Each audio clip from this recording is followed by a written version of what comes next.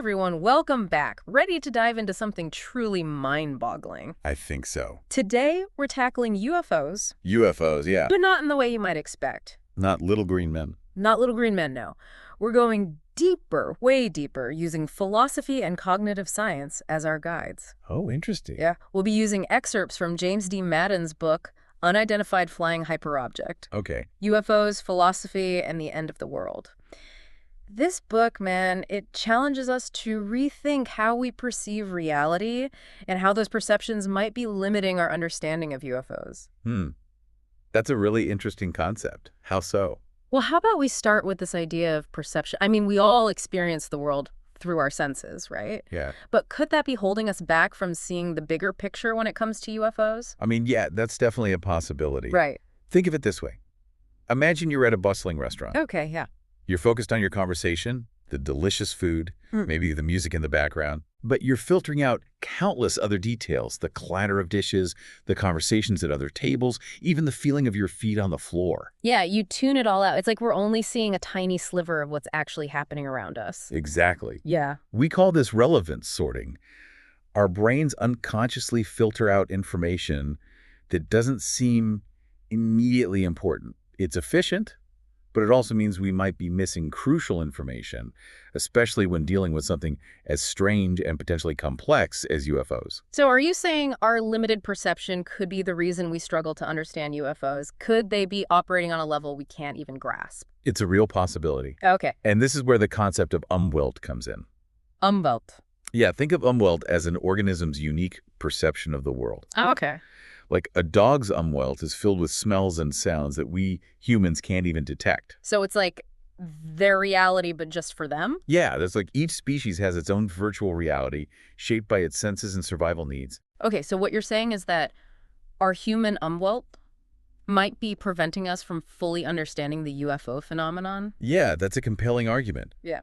And if we take that step further, we have to consider the possibility of an Über-Umwelt, a realm of existence beyond our limited human perception. Über-Umwelt. Über-Umwelt. Okay, that's a pretty mind-blowing concept. So are we talking about other dimensions or something like that? Not necessarily. Okay. It could be something as simple as a different scale of existence. Think about a single ant trying to understand the workings of a skyscraper. The building is part of its environment, but its true nature and purpose are far beyond the ant's comprehension. That's a really interesting analogy. Yeah. So if we apply that to UFOs, are we the ants and the UFO phenomenon is the skyscraper? Something so vast and complex that we only perceive tiny fragmented pieces of it. That's one way to look at it. Okay. And this leads us to a fascinating question. Yeah. If our limited perception is preventing us from seeing the whole picture, is it possible that something is influencing us from outside our awareness? Something operating within that Über-Umwelt? Okay, now you've got me hooked. What could be influencing us and why? That's where things get really interesting. This is where Jacques Vallée's control hypothesis comes in. Control hypothesis. Yeah, he suggests that the UFO phenomenon might be part of a system designed to influence human consciousness. So instead of aliens trying to communicate, it's more like they're manipulating us. Yeah. But what evidence supports that idea? Well, Vallée points out the often contradictory nature of UFO encounters. Oh, They can involve profound insights and spiritual experiences, but also absurd and seemingly pointless elements. Right. This suggests a deliberate manipulation, a kind of cosmic puppet show playing out on the stage of human perception. That's a chilling thought. It is, yeah. It's like we're puppets dancing to a tune we can't even hear. But if that's the case, what is the puppet master's goal? What do they want from us? Vallée doesn't claim to have a definitive answer. Okay. But he suggests that we might be able to glean some clues by looking at the effects of UFO encounters on individuals and society as a whole. So it's like we need to study the phenomenon like a scientist would, observing the data, looking for patterns, and trying to understand the underlying mechanisms. Yeah. But if the UFO phenomenon is part of this Über-Umwelt, Yeah. could it be that their motives are simply beyond our grasp, like the ant trying to understand the architect of the skyscraper? That's the challenge and the beauty of exploring this topic. Okay. To understand UFOs, we need to expand our understanding of what constitutes a thing. Okay. We typically think of things as physical objects, but what about abstract concepts like green? Right. Or even entities like corporations? They have an impact on the world, but they're not physical objects in the traditional sense. Right. I mean, a restaurant isn't just a building. It's a system, a network of people, ingredients, processes, and even ideas about food and dining. It's a thing, but on a completely different level than, say, a chair. Exactly. And this is where philosophy comes in. Oh, okay. Aristotle, for example, had this concept of substance, where he created a hierarchy of beings with self-moving things, like humans and animals, at the top. Right. But modern philosophers like Graham Harman challenge this hierarchy. They argue that objects on vastly different scales, from tiny particles to massive corporations, can have their own independent existence and causal powers. So my local coffee shop could be just as much a thing as a tree in my backyard. Exactly. Both have their own unique effects on the world. Precisely. And this brings us to the concept of hyperobjects. Hyperobjects. Now, that's a term I've heard thrown around, but I'm not sure I fully understand it. Think of hyperobjects as massive, complex systems so big and interconnected that they defy our normal ways of understanding. Things like the global ecosystem, climate change, or even the internet. Yeah, okay. They exist on a scale that's difficult for us to grasp, but they have a profound impact on our lives. So are you saying that the UFO phenomenon itself could be a hyperobject, something so vast and strange that we only perceive tiny, fragmented pieces of it? It's a mind-bending possibility. Yeah, this is all really making me rethink everything I thought I knew about UFOs. Yeah. It's both fascinating and a little bit scary. It certainly is a lot to process, and we've only just scratched the surface. Right. Next, we'll delve into how religion and technology might play a role in this potential control system. I'm ready to keep going. This is getting really interesting. All right. So we've established that UFOs could be a hyperobject, this vast, complex system that we barely understand. Right. We've also touched on this unsettling control hypothesis. The control hypothesis. The idea that something might be pulling the strings from beyond our perception. Beyond our perception, right. Now, where does religion fit into all of this? That's a great question. Yeah. In her book, American Cosmic, Diana Pasulka explores how technology might be making us more susceptible to manipulation. Okay. Especially in the realm of new religious movements. So you're talking about those online groups that pop up. Yeah, like... And gain followers quickly, sometimes with beliefs that seem pretty out there. Exactly. And it makes you wonder, could the UFO phenomenon be leveraging our technology to influence us in ways we don't fully grasp? Yeah. It's like we're building the tools for our own manipulation. Wow. Without even realizing it. That's a chilling thought. Think about how social media algorithms can already shape our opinions and behaviors. Right. Now imagine something far more advanced, operating on a scale we can barely comprehend. It's a possibility we can't ignore. Yeah. And it's not a new concern. Oh, okay. The philosopher Heidegger warned that our obsession with technology risks turning us into mere resources for the very systems we create. That sounds eerily similar to Vallée's concerns about a control system manipulating humanity. It's a very striking parallel. Right. Vallée sees a danger in humanity becoming so absorbed by technology that we lose our capacity for critical thinking and self-awareness. We become passive consumers of information, easily swayed by whatever narratives are presented to us. So are you suggesting that the rise of UFO sightings and our rapid technological advancements could be connected? Could they both be pointing towards some kind of existential threat to humanity's future? It's a question worth pondering. Yeah. If we're not careful, Yeah. we could become enslaved by the systems we're building, whether they're technological or something far stranger, more powerful. Right. Something we're only beginning to glimpse through the lens of the UFO phenomena. This is heavy stuff, but it's incredibly important to think about. It is, yeah. We need to be aware of the potential dangers of our creations and how they might make us vulnerable to manipulation. Absolutely. And this brings us back to Vallée's control hypothesis. Okay. If this system is designed to influence us, what's the end game? What do they want? That's the million-dollar question, isn't it? It is, yeah. If this is some kind of cosmic puppet show, what's the point of the play?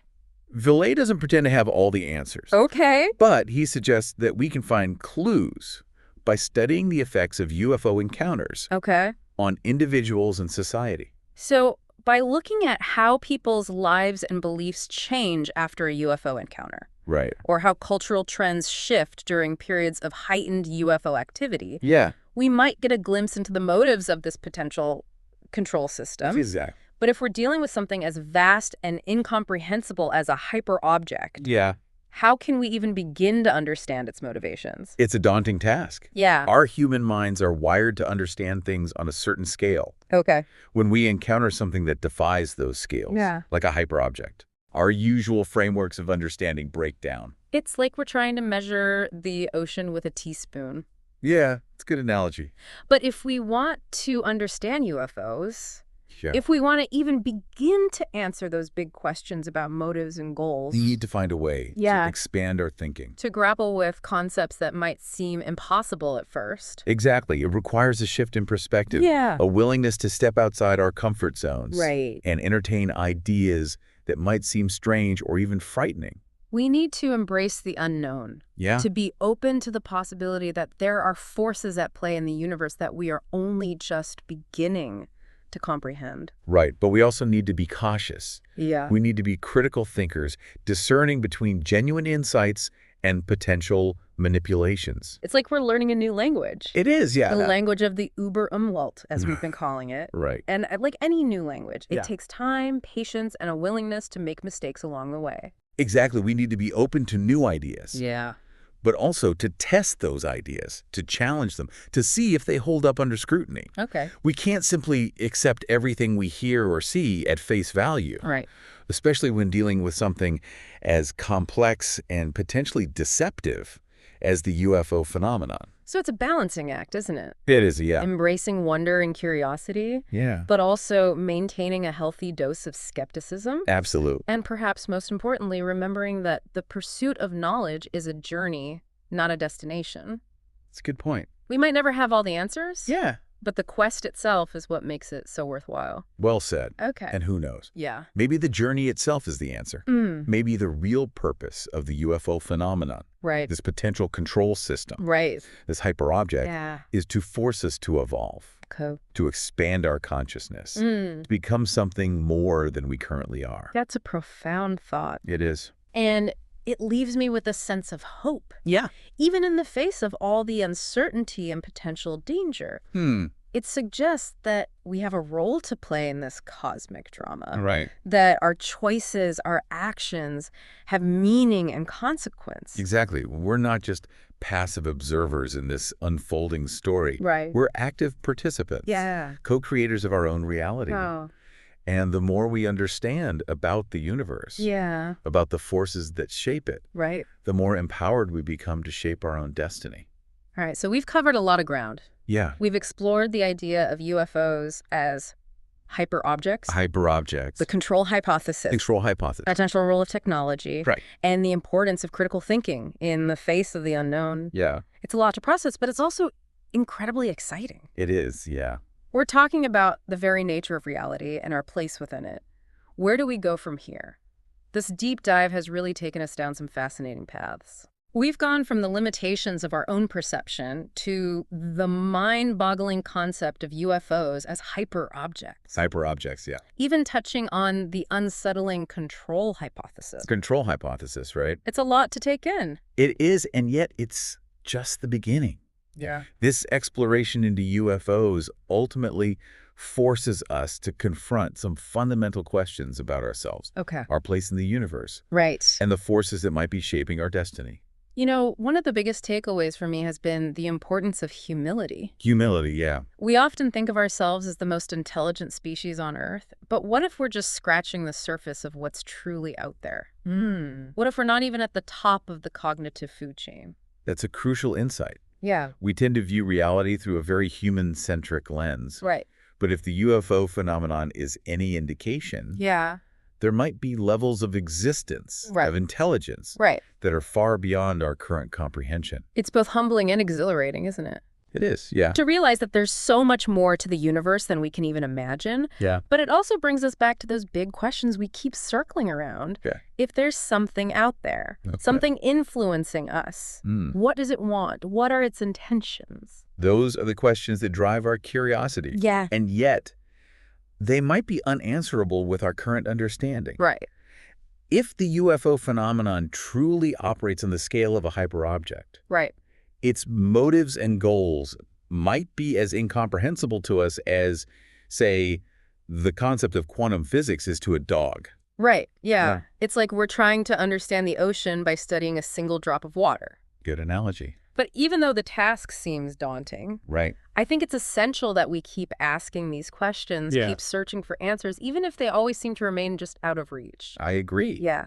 This is where our human drive for exploration, for discovery comes into play. We might not have all the answers right now, but the pursuit of knowledge, the willingness to push beyond the boundaries of what we think we know, is what propels us forward as a species. It's like we're standing at the edge of a vast uncharted territory. Yeah. And the UFO phenomenon is a beacon, drawing us deeper into the mystery. Beacon. Yeah. But we have to proceed with caution, right? Right. We've talked about the potential for manipulation, especially through technology. Right. How do we explore the unknown without becoming victims of forces we don't understand? That's where critical thinking becomes essential. Yeah. We need to be discerning, Okay. to question the information we receive, to be aware of our own biases and the ways in which those biases might be exploited. It's like we're learning a new language. It is, yeah. The language of the Überumwelt. The Überumwelt, as we've been calling it. Right.